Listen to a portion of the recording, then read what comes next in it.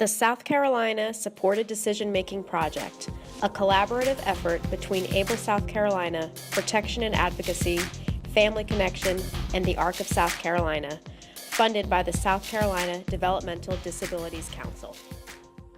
A Better Way, stories from the South Carolina Supported Decision-Making Project. A family's perspective. Yeah, I like to hunt. Carl is an incredible 21-year-old young man with a passion for life. I shot the 9-point buck because since I got to know the word 9. Excited about learning, excited about the world that he wants to live in. I can be a tour guide in a museum. Carl has some challenges with intellectual disability, and occasionally he needs me to explain something to him in a way that he can really get it. This is 2, 3, 4. If I go out and I get, I'm going to buy a car, I turn to my dad, I said, Dad, you know, this car, this has better mileage, this has this. I go to a friend and they say, no, you got 3 kids, you're going to need more space in the back seat, you're going to need the, and I get a lot of input from a lot of people. People look at me and say, oh, he has a lot of wisdom because he's willing to have supports from other people. Yet when a person with intellectual disabilities needs supports, we say they're disabled. And I don't see where the difference is. Yeah. Supported decision making is how do we, as all of us as human beings, surround ourselves with a group of people who will help us when the process of decision making is needed.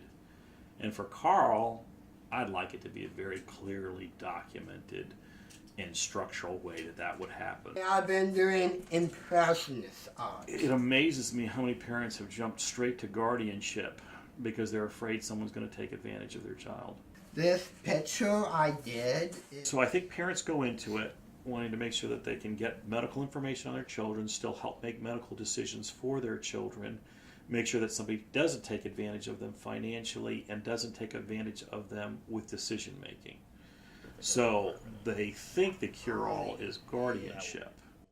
The most painful things for me as a supporter of families of kids with special needs is for so many years, all I've promoted is guardianship. And that I did it because I wanted to protect our kids. I wanted our children to have a safe place to be. But I really did act out of fear. I have literally counseled parents to take away their children's civil rights.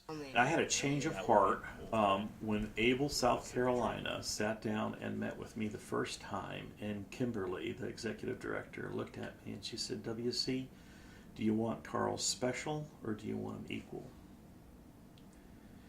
And that changed everything for me.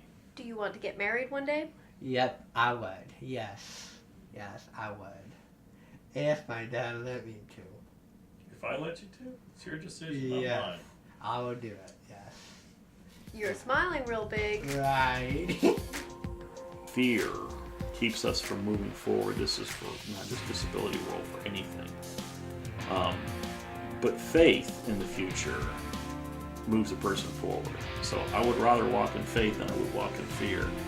And faith says, okay, I believe that there is a way to make this work.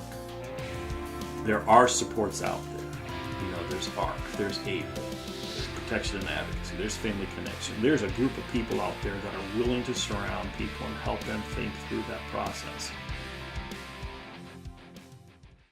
For more information, please visit scsupporteddecisionmaking.org or call Able South Carolina at 803-779-5121.